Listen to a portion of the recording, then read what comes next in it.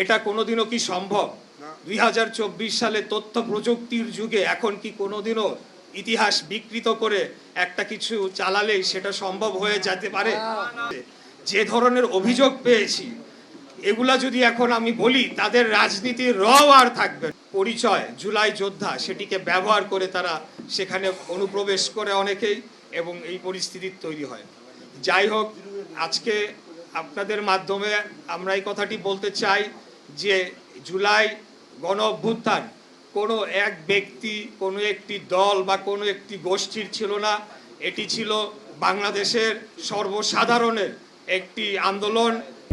Lily whip shea mystic glowing body wash, secret to ultimate glow. অনুষ্ঠানটি ছিল জুলাইয়ের যারা শহীদ পরিবার এবং আহত জুলাই যোদ্ধা তাদেরকে সংবর্ধনা দেওয়া, তাদেরকে সম্মান প্রদান করার জন্য একটা অনুষ্ঠান ছিল। সেই অনুষ্ঠানটাতে আপনারা সকলেই দেখেছেন নিশ্চয় যে ন্যাক্কারজনকভাবে কিছু ব্যক্তি অনুষ্ঠানটিকে বানচাল করার জন্যে অত্যন্ত সুপরিকল্পিতভাবে তারা সেখানে গোলযোগ সৃষ্টি করে, যেটাকে আমরা ইদানিং মব কালচার হিসেবে জানি।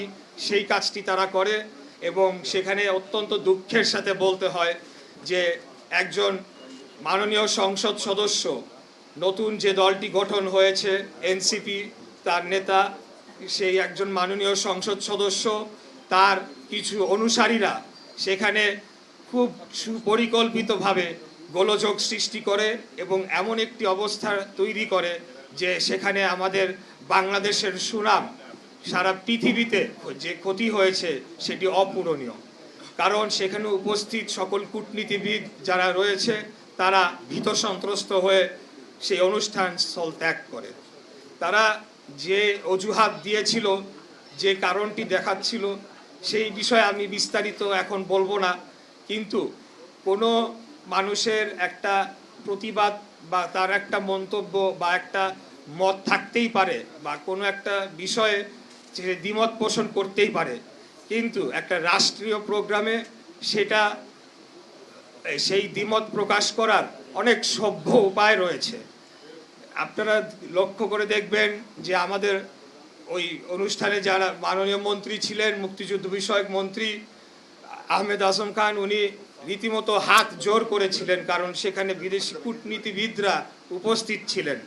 কিন্তু এই যারা অত্যন্ত সুপরিকল্পিতভাবে এই ঘটনাটি ঘটিয়েছে, তারা নিজেদের ব্যক্তি স্বার্থকে উদ্ধার করার জন্য বাংলাদেশের সুনামকে নষ্ট করেছে। সারা পৃথিবীতে আমাদের যে কূটনীতিবিদরা বাংলাদেশে উপস্থিত ছিল তাদের সামনে আমাদের সম্মানহানি করেছে। আমি মঞ্চে বসা ছিলাম, আমি খুব ভালোভাবে সেটি দেখতে পেয়েছি তারা কিভাবে সেই জায়গার অবস্থান নেয় এবং তাদের যে একটা পরিচয় জুলাই যোদ্ধা সেটিকে ব্যবহার করে তারা সেখানে অনুপ্রবেশ করে অনেকেই, এবং এই পরিস্থিতির তৈরি হয়। যাই হোক, আজকে আপনাদের মাধ্যমে আমরা এই কথাটি বলতে চাই যে জুলাই গণ অভ্যুত্থান কোনো এক ব্যক্তি, কোনো একটি দল বা কোনো একটি গোষ্ঠীর ছিল না। এটি ছিল বাংলাদেশের সর্বসাধারণের একটি আন্দোলন এবং অন্যায়ের বিরুদ্ধে রুখে দাঁড়াবার আমরা যে যোদ্ধার জাতি 1971 সালে যেভাবে সবাই দলমত নির্বিশেষে মুক্তিযুদ্ধে ঝাঁপিয়ে পড়েছিল, একই সেখান থেকে অনুপ্রেরণা নিয়েই কিন্তু পরবর্তীকালে বাংলাদেশে যত সংগ্রাম হয়েছে, আন্দোলন হয়েছে, 90-এর গণ অভ্যুত্থান হয়েছে, 2024 সালেও স্বৈরাচারী ফ্যাসিবাদী খুনি হাসিনার বিরুদ্ধে গণ অভ্যুত্থান হয়েছে। আমি আরেকটা কথা বলতে চাই, যারা এই নিজেদের জুলাই যোদ্ধা পরিচয় ব্যবহার করে রাজনৈতিক দল গঠন করেছে এবং গতকালকে এই ঘটনার পরবর্তীকালে সেই রাজনৈতিক দলের প্রধান এবং আজকে বিরোধী দলীয় যে হুইপ, সে দাবি করেছে যে ইতিহাসকে বিকৃত করার চেষ্টা করছি আমরা। এটা কোনোদিনও কি সম্ভব? 2024 সালে তথ্য প্রযুক্তির যুগে এখন কি কোনোদিনও ইতিহাস বিকৃত করে একটা কিছু চালালেই সেটা সম্ভব হয়ে যেতে পারে?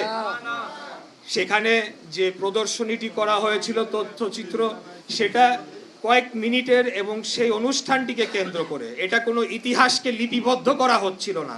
তাদের যে অবদান সেটাকে তো আমরা কোনোদিনও অস্বীকার করি নাই, করবও না। কেন আমরা তাদের অবদানকে অস্বীকার করব? তারা তো আমাদেরই ভাই। আমরা তো একসাথেই কাঁধে কাঁধ মিলিয়ে আন্দোলন সংগ্রাম করেছিলাম খুনি হাসিনার বিরুদ্ধে। তাহলে আজকে পুরা রাষ্ট্রকে কেন সারা বিশ্বের কূটনীতিবিদদের সামনে লজ্জিত এবং অপমানিত করলো তারা ক্ষুদ্র স্বার্থের জন্যে? তাদের যদি কোনো মত পার্থক্য থাকতো সেটি জন্যে কিন্তু যথেষ্ট সভ্য উপায় ছিল আমাদের সাথে কথা বলার, আমাদের সাথে কমিউনিকেট করার। আমরা সেই জিনিসটা আমরা সংশোধন করতাম, কিন্তু তারা সেটি না করে তারা যে অন্যায় আচরণটি করেছে তার মধ্য দিয়েই প্রমাণ হয়ে যায় আসলে তারা ওইটা ছিল একটা অজুহাত। যে কোনো অজুহাতেই তারা সেদিন গতকালকে গোলযোগ করবে, এই ধরনের একটা পরিকল্পনা শুধু ওই রাষ্ট্রীয় অনুষ্ঠানে না, সারা দেশের বিভিন্ন স্থানে তারা এটি করেছে। এটা অত্যন্ত দুঃখজনক। আমি যখন অনুষ্ঠানটি শুরু হয় তার আগে শহীদ পরিবার যেখানে বসা ছিল তাদের সাথে গিয়ে কথা বলছিলাম। তো সেখানে গিয়ে আমি শহীদ পরিবারদের মায়েদের কাছ থেকে, বাবাদের কাছ থেকে, যারা সন্তান হারিয়েছে, যে ধরনের অভিযোগ পেয়েছি, এগুলা যদি এখন আমি বলি তাদের রাজনীতির রও আর থাকবে না।